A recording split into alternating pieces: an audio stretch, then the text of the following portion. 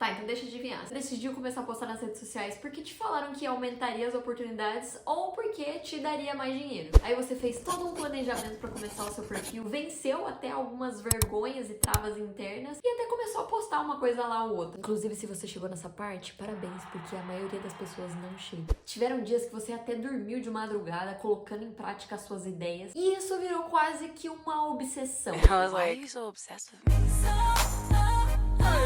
Oi, pra você que não me conhece, meu nome é Letícia Maia e aqui a gente fala desde o processo criativo até a monetização. E bem-vindo à sua comunidade favorita de criadores de conteúdo. E você que tá pensando aí, se você quer trabalhar com a internet, então aproveita e já segue o perfil que a gente vai ter mais conteúdos. Se você quer postar com frequência, primeiro de tudo, pensar na sua realidade atual. Entender de fato qual é o seu momento de vida. Porque afinal a frequência de postagem de uma mãe que tem 2 filhos e trabalha fora e é mãe solo vai ser totalmente diferente do que, por exemplo, eu que sou 100% criadora de conteúdo e trabalho só com isso e não tem ninguém pra sustentar. Fora que essa frequência de postagem vai depender da sua fase de vida, minha frequência de postagem era totalmente diferente da época que eu fazia faculdade, trabalhava fora o dia inteiro, fazia meus freelancers e produzia conteúdo ao mesmo tempo. E também da sua história. Por exemplo, eu que já vim do universo da publicidade e do marketing, já tive aula de edição de vídeo, já sei mexer no Photoshop, sei dos softwares de edição de vídeo no celular. Então isso daí já facilita um pouco, né, a minha vida para começar a produzir conteúdo. Só que às vezes você é um contador, às vezes você é um advogado e você não tem grana ainda para começar a delegar certas funções que você não sabe fazer, como por exemplo editar um vídeo e você vai ter que aprender do zero. Segundo ponto que você deve se atentar sobre esse assunto aí de postar com frequência, constância, é que tipo de trabalho você faz? Qual de fato é o seu talento? Se você tem um talento apurado para música, para vídeo, para design, você é uma ótima ilustradora, uma ótima artesã. Como você vai usar as ferramentas que você tem hoje dentro das plataformas para favorecer esse seu estilo de criação? Inclusive pensar quais vão ser as redes ideais que vão facilitar esse seu processo criativo. Quem tem uma boa desenvoltura aí falando com as câmeras, pode ser que um TikTok, um Reels funcione bem. Quem é músico, quem atua, roteiristas, a galera do cinema. E um carrossel da vida, por exemplo, pode ser ótimo para designers,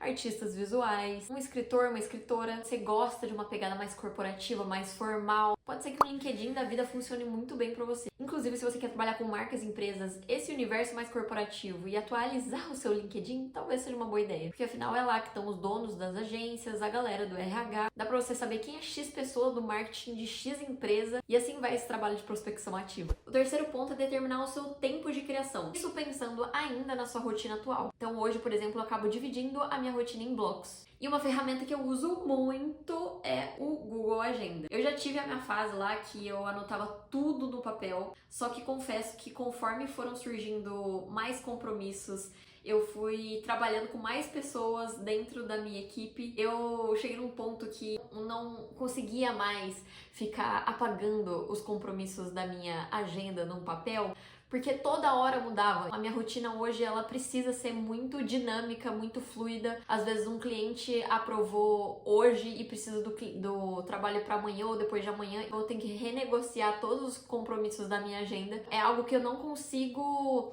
ficar muito fixa e bitolada com aquela programação que tinha montado para aquele dia. Às vezes eu mudo completamente o que eu ia fazer. No dia seguinte, por exemplo, as coisas, elas andam de uma forma bem acelerada no mercado da publicidade e do marketing. Inclusive, se você quer trabalhar com criação de conteúdo e seja fazendo publicidades para marcas ou lançando os seus próprios produtos ou trabalhando com infoprodutos, eu já aviso que é uma rotina corrida. Ao contrário do que a galera fica pregando aí, e só mil maravilhas, esse universo de criação. Não, minha filha, isso aqui também é um trabalho. Toda uma dedicação por trás. Então, só pra eu fazer esse videozinho aí do YouTube, ó, minha filha. Tá vendo isso aqui, ó? Isso aqui é o roteiro que eu fiz só pra esse vídeo aí que a gente tá gravando agora, tá?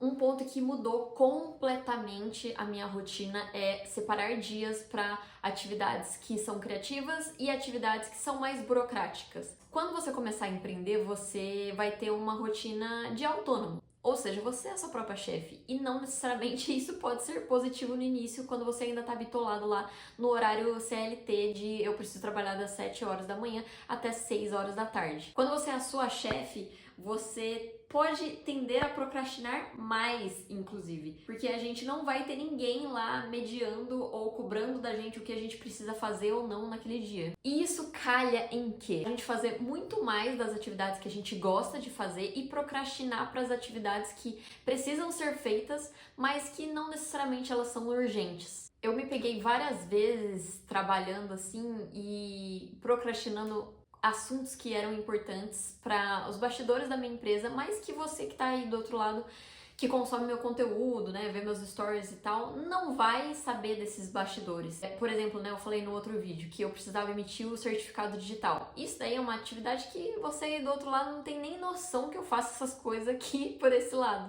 mas que é um trabalho de contabilidade que é importante para assinaturas digitais, de arquivos, documentos, enfim. O contador precisa deste documento todo ano e a gente tem que renovar todo ano esse documento. Outra coisa, às vezes eu preciso resolver algumas coisas no correio.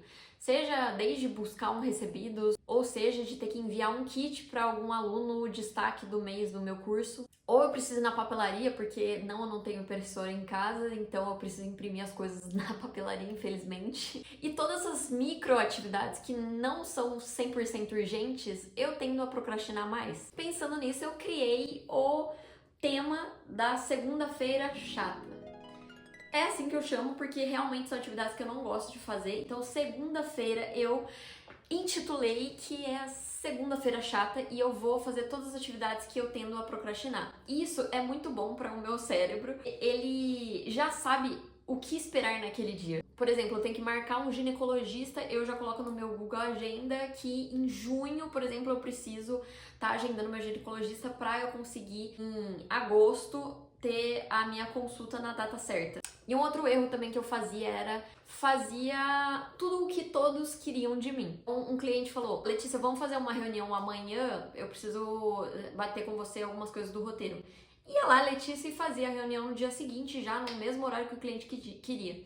Isso é muito ótimo, né, pro cliente, mas por outro lado acaba quebrando toda a minha rotina enquanto criadora de conteúdo. Pensando nisso, né, e quanto isso estava atrapalhando também a minha produtividade, porque dias de reunião eu já fico menos criativa, eu entendi que eu precisaria estabelecer dias específicos para fazer essas reuniões, seja internas com a minha equipe ou seja com clientes. Hoje em dia, o que eu faço? Eu separo segunda e quinta para dias de reuniões. Então, quando um cliente quer marcar um horário comigo, eu só envio este link, ele já marca automaticamente dentro do meu calendário nos horários que tem disponível na minha agenda. Eu realmente gostaria de ter dias específicos para criações, mas hoje em dia eu vejo que trabalhar com publicidades ainda é um jogo que você precisa meio que navegando conforme os trabalhos vão chegando. Alguns trabalhos eles chegam realmente mais em cima da hora e a gente precisa se adaptar ao cronograma do cliente, não tem como.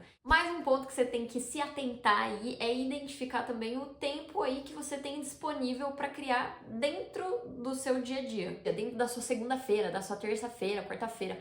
Quanto tempo você tem livre para desprender para sua criação de conteúdo?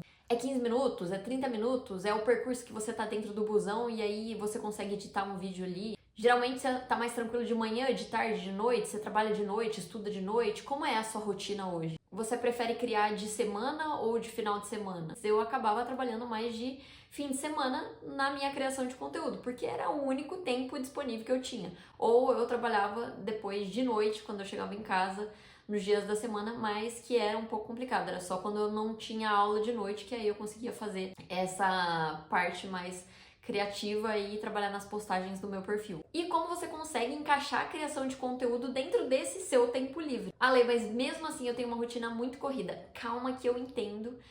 A gente passa por diversas fases de vida, inclusive eu tava passando por uma fase bem complicada agora no começo desse ano, que realmente eu desapeguei e fiquei um pouco sem postar. Eu tava postando mais no TikTok porque a criação lá era mais fluida, mais espontânea, então eu tava conseguindo manter mais frequência lá. E também na minha newsletter semanal, que a gente dispara sempre os conteúdos toda terça-feira, 7 horas da manhã. Mas no Instagram eu dei uma leve diminuída aí nos conteúdos que eu tava postando. Então agora vamos voltar a postar ali. Eu não tenho tempo, realmente tá complicado.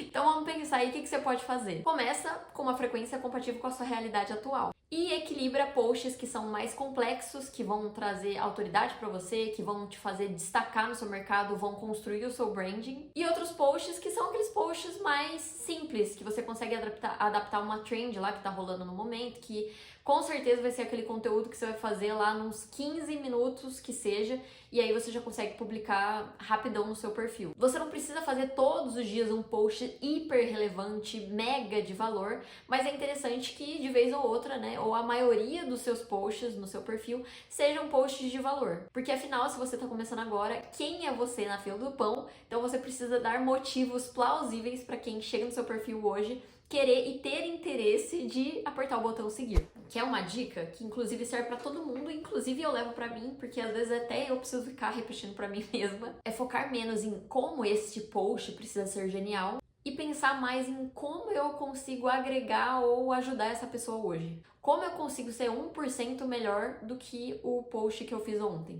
Esse nosso perfeccionismo é difícil de lidar, porque toda pessoa que trabalha com criatividade e criação acaba tendo várias referências. Então a gente sempre tem as nossas inspirações de onde a gente quer chegar e de certa forma a gente acaba se comparando em uma hora ou outra com essas nossas referências, porque a gente quer chegar naquele nível de criação e de inspiração e a gente gostaria de ter tido aquela ideia genial. Só que a gente só vai ser genial a partir do momento que a gente ser constante. E essa pessoa que você está se inspirando, você não viu todo o percurso ou todas as atitudes que ela teve que tomar e tudo que ela teve que abrir mão para estar no lugar que ela está hoje. Seria completamente injusto você comparar a sua jornada de agora, que você está começando, com alguém que já está há anos no mercado ou já é especialista nisso. Isso aqui vai doer para muitos mais.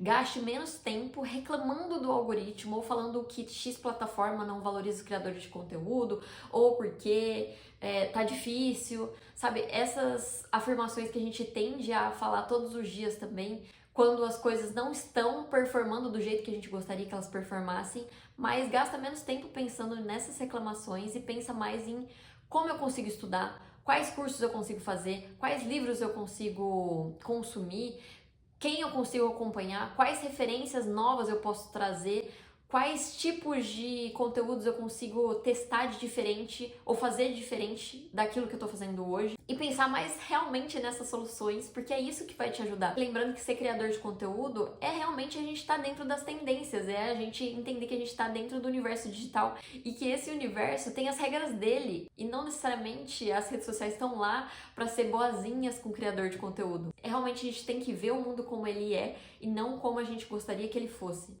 Ai meu Deus, estou realista, infelizmente eu tenho esse meu lado, pra você que não me conhece muito bem. Quer uma solução? Então pega os posts que melhor performaram no seu perfil e você vai entender qual é esse padrão de sucesso e você vai replicar esse padrão de sucesso. Foi a música que você usou? Foi a introdução que você fez que chamou a atenção do seu público? Foi a edição de vídeo que ela foi dinâmica? Que horas que você postou esse conteúdo? E será que o assunto que você postou fez sentido com a hora que você postou e por isso que deu certo? O que essas pessoas comentaram? Será que elas gostaram desse conteúdo porque elas se identificaram com aquilo que você falou? Porque depois que você identificar isso, a chance de dar certo o próximo conteúdo vai ser muito maior. Uma solução excelente que realmente mudou a minha vida e que isso daí deveria ser obrigação para qualquer criador de conteúdo, seja você um iniciante ou você um avançado. Inclusive, se você é um criador de conteúdo que já tá há anos no mercado e não faz isso, aí é realmente para você, viu? Pelo amor de Deus, tenha uma base de leads. Mas o que é lead? Quando te pedem o seu nome, o seu e-mail, o seu telefone, enfim, essas questões, sim, isso daí se chama lead. E por que isso é tão importante? Porque isso vai fazer com que você não dependa 100% do algoritmo e das redes sociais. Meu perfil hackeado, já tive meu perfil desativado por 20 dias, mais de 20 dias, acredito eu. Isso daí, gente, como que eu venderia? Como que eu sobreviveria se eu não tivesse a minha base de leads? Que são os meus clientes, pessoas que já compraram de mim, pessoas que eu sei exatamente quem comprou o meu curso Criação Infinita, quem participou do meu workshop de vídeos, quem comprou os meus presets. Eu tenho todos esses dados hoje em dia, essa inteligência interna que faz com que eu consiga vender de novo para esse cliente. Que inclusive, quando meu perfil do Instagram estava fora do ar, eu continuei vendendo meus infoprodutos graças a ter uma base de leads. E se depois disso eu não te convenci, realmente acabou o vídeo e a gente pode sair e ir embora. Ah, mas Lê, como que eu começo isso? Eu ainda nem sei por onde começar. Calma, minha filha, tá tudo resolvido. É basicamente você ter um site. Se você não tem o seu site, o seu portfólio, que seja, esse é o momento de você pensar em colocar isso como um dos projetos prioridades aí nas suas listas de tarefas. No meu site, por exemplo, eu coloco mais informações de como me contratar, o meu e-mail profissional, sobre quem sou eu,